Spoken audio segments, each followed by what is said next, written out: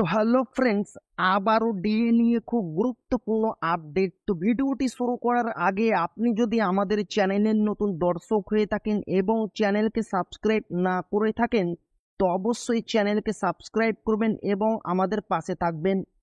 তো ভিডিওটি শুরু করা যাক। তো প্রথমে দেখেন, পুজোর আগে ডিএ বাড়ছে সরকারি কর্মীদের।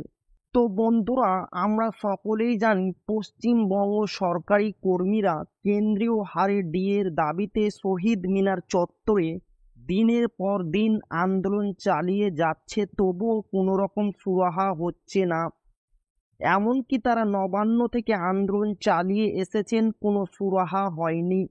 এমনকি তারা দিল্লির যন্তর মন্ত্রেও আন্দোলন চালিয়ে এসেছেন, তবুও কোনো সুরাহা হয়নি। মুখ্যমন্ত্রী, অর্থমন্ত্রী, রাজ্যপালকে বারংবার চিঠি দেওয়া সত্ত্বেও কোনো রকম কর্ণপাত করেনি মুখ্যমন্ত্রী, অর্থমন্ত্রী, রাজ্যপাল। মুখ্যমন্ত্রীর একটাই বক্তব্য, কেন্দ্র আমাদের বকেয়া আটকে রেখেছে, তাই আমরা ডিএ দিতে অসমর্থক। এছাড়াও বলেছেন, কেন্দ্র সরকারের ডিএ পেতে চান তাহলে কেন্দ্র সরকারের চাকরি করুন রাজ্য সরকারের চাকরি ছেড়ে।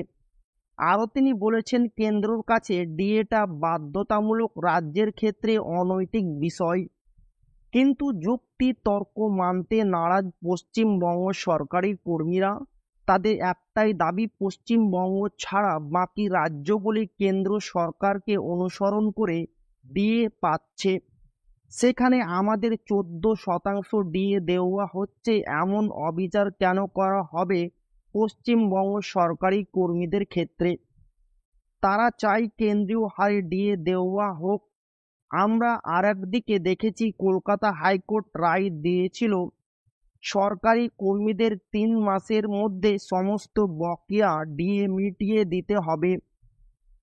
কিন্তু সে রায়ের উপর ডিএ দিতে অসমর্থ রাজ্য সরকার।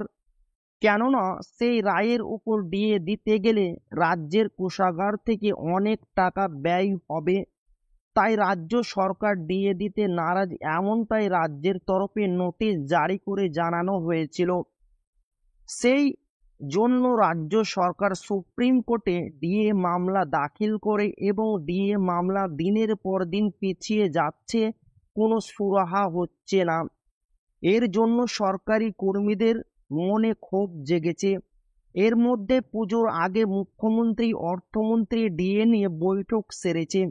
সরকারি কর্মীদের মনকে প্রশমিত করার জন্য ডিএ নিয়ে নতুন চিন্তা ভাবনা শুরু করেছেন। 14% ডিএর পর আবারও ডিএ বৃদ্ধি হবে, নবান্ন সূত্র মারফত, নিউজ সূত্র মারফত আপডেটটি পাওয়া যাচ্ছে। তো এই ছিল ডিএ নিয়ে খুব গুরুত্বপূর্ণ আপডেট, যা আপনাদের মাঝে শেয়ার করলাম। তো ভিডিওটি ভালো লাগলে অবশ্যই আপনার বন্ধুদের শেয়ার করবেন, যাতে তাদেরও উপকার হয়। তা আপনি যদি এখনো আমাদের চ্যানেলকে সাবস্ক্রাইব না করে থাকেন, তো অবশ্যই চ্যানেলকে সাবস্ক্রাইব করবেন এবং আমাদের পাশে থাকবেন। তো আবারও দেখা হবে একটি নতুন ভিডিওতে।